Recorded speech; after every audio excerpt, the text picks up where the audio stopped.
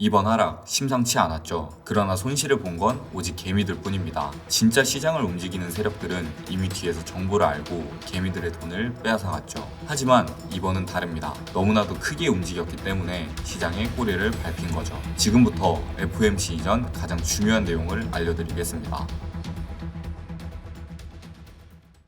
오늘 말씀드릴 내용은 FOMC 이후에 시장은 어떻게 변할지에 대해 말씀드리려고 합니다. 첫 번째, FOMC 지급준비금. 두 번째, 글로벌 유동성. FOMC 이전 투자자분들이 꼭 알아야 하는 정말 중요한 내용들로만 구성했습니다. 그러면 바로 시작하기 전에 구독과 좋아요 한 번씩 눌러주시면 여러분들을 위해 차트 분석 전용 영상을 따로 업로드하도록 하겠습니다. 자, 첫 번째 FOMC입니다. 먼저 이번 FOMC 가장 중요한 건 금리이죠. 금리를 인하하냐 동결하냐 이 부분이 관건이지만 이미 시장에서는 금리 인하가 사실상 확정인 분위기입니다. 단 이틀밖에 남지 않은 지금 금리 인하 확률이 85%, 동결 확률이 14%인 만큼 큰 이변 없이 금리를 인하할 것으로 보입니다. 그 결과가 이미 시장에 선반영되어 어느 정도 상승이 나오고 있는 거죠. 그렇다면 이번 FOMC에서 주의 깊게 봐야 하며 실제로 시장 방향에 직접적인 영향을 끼칠 뉴스는 무엇이 있을까요? 제가 생각하는 점은 바로 두 가지입니다. 금리 발표와 지급준비금.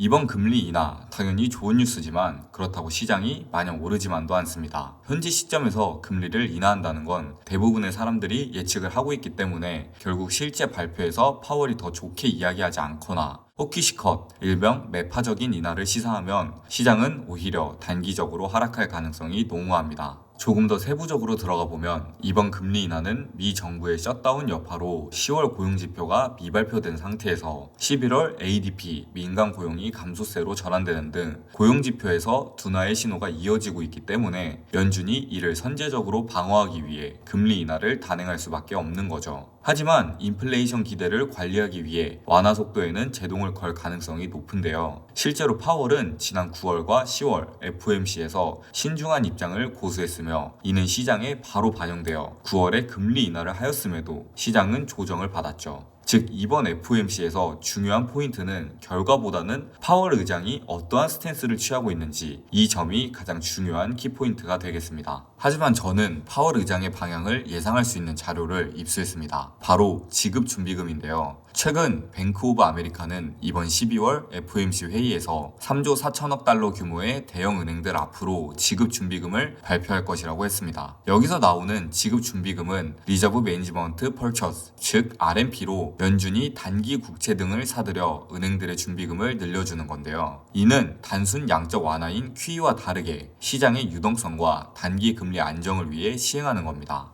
그렇다면 연준은 왜 은행들의 준비금을 늘려주는 걸까요? 바로 최근 행보에서 단서를 발견할 수 있는데요. 연준은 양적 긴축을 중단하거나 완화하는 쪽으로 방향을 바꾸었고 연말 및 단기 자금 시장에서 레포 금리의 급등, 즉 단기 금리 급등으로 인해 유동성이 죽는 현상의 우려가 있습니다. 이런 현상 속 단기 금리가 급등하면 시장에 큰 여파가 올 수 있죠. 그렇기에 연준은 단기 금리 급등을 막기 위해 RMP를 도입할 것이라고 보는 겁니다. 그렇다면 준비금과 비트코인은 어떤 상관관계가 있을까요? 이해하기 쉽게 알려드리겠습니다. 먼저 연준이 단기 국채를 매입합니다. 그러면 매입 대금이 은행들의 준비금으로 들어가게 되죠. 은행들의 준비금이 많아지면 초단기 자금 시장의 공급이 늘어나며 레포나 SOFR 같은 초단기 금리가 하락 혹은 급등의 압력이 사라집니다. 금리가 내려가면 차입 비용이 낮아져 기관들이 레버리지를 쓰기 훨씬 쉬워지는 거죠. 결과적으로 기관들의 입장에서는 자금 조달이 쉬워지며 위험자산인 주식 및 코인의 수요가 늘어나게 됩니다. 그러면 당연히 자산들이 일제히 상승하는 흐름을 보여주게 됩니다. 그렇기 때문에 금리만큼이나 이 준비금이 실제로 시행되는지의 여부가 정말 중요합니다. 두 번째는 글로벌 유동성입니다. 이 지표는 글로벌 M2 통화량과 비트코인의 연결 구조를 나타낸 지표인데요. 파란색이 글로벌 M2 유동성 흐름이고 뒤에 있는 차트가 비트코인의 가격입니다. 결론부터 말하면 M2 지표가 상방으로 방향을 틀면 바로 반응은 없지만 코인이 뒤늦게 하지만 반드시 따라 상승하게 됩니다. 그것도 아주 큰 폭으로 말이죠. 이 상관관계에 대해 자세히 말씀드리겠습니다. 먼저 글로벌 M2 통화량이 무엇인가부터 간단하게 알려드리겠습니다. 시중에 얼마나 돈이 풀려 있는가, 즉 유동성이 얼마나 있는가를 나타내는 지표인데요. M2가 증가하게 되면 통화 공급, 즉 돈이 풀렸다는 뜻이죠. 그렇기에 유동성이 증가하게 되고 그 유동성들이 순환하며 위험자산인 주식과 코인에 몰리게 되는 거죠. 이는 앞서 나온 준비금과도 연관이 깊습니다. 은행이 준비금을 기반으로 단기 금리를 낮게 기관들에게 돈을 빌려주게 되면 M2가 상승하게 됩니다. 즉 세계 시장의 유동성이 늘어났다는 거죠. 그 유동성의 흐름은 채권에서 성장과 기술 같은 메타주로, 그 다음에 나스닥으로, 마지막이 고베타 자산 순서로 흐르게 됩니다. 여기서 고베타 자산이란 리스크가 큰 코인 같은 자산을 말하는 거죠. 코인은 리스크 스펙트럼의 끝에 있는 만큼 가장 마지막에 그리고 가장 크게 반응합니다. 그렇다면 지금 상황을 정리해 보겠습니다. 연준은 금리 인하할 확률이 사실상 확정에 가깝죠. 글로벌 M2는 바닥을 찍고 상방으로 전환했습니다. 달러 유동성이 완만하게 회복되었으며 은행은 준비금을 통해 유동성이 확보되고 있습니다. 다만 시장의 심리는 많이 죽었죠. 지금이 정말 마지막 기회입니다. 여러분도 아시겠지만 진짜 바닥은 조용합니다. 마치 태풍의 눈과 같죠. 특히 상승 초기 부근에서 가장 많이 나타나는 현상입니다. 정말 시장에서 돈을 벌려면 남들과는 다르게 움직여야 하죠. 저는 지금이 기회라고 생각합니다. 오늘 결론을 한 줄 요약하면 시장은 이미 방향을 상방으로 정했다 라고 정리할 수 있겠습니다. 실시간 뉴스와 차트 분석은 제 텔레그램 채널에서 따로 운영하고 있습니다. 고정 댓글 통해서 자유롭게 들어오실 수 있으니 많은 참여 부탁드립니다. 또한 영상을 제작하는데 정말 많은 노력이 들어갑니다. 금전을 바라는 것이 아닌 구독과 좋아요만 눌러주시는 것으로 충분하니 조금이나마 투자 결정을 하시는 데 있어서 도움이 되셨다면 구독과 좋아요 한 번씩 부탁드리겠습니다.